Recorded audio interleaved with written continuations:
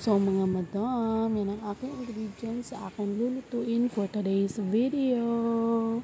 Yummy, yummy, yummy!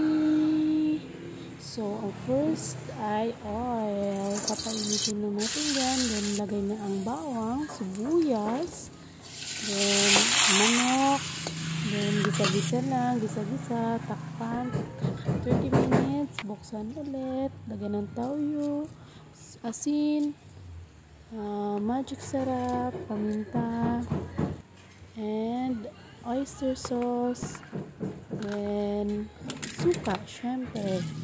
Then, lagyan natin ng konting water para medyo may sabaw-sabaw. Mas masarap kasi pag may sabaw-sabaw. Then, takpan ulit para mas maluto ang manok. Then, haluin.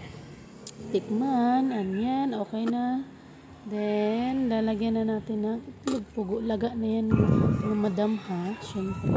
Then, pakuluan lang. Then, yan. Yan ang final result. Yummy, yummy.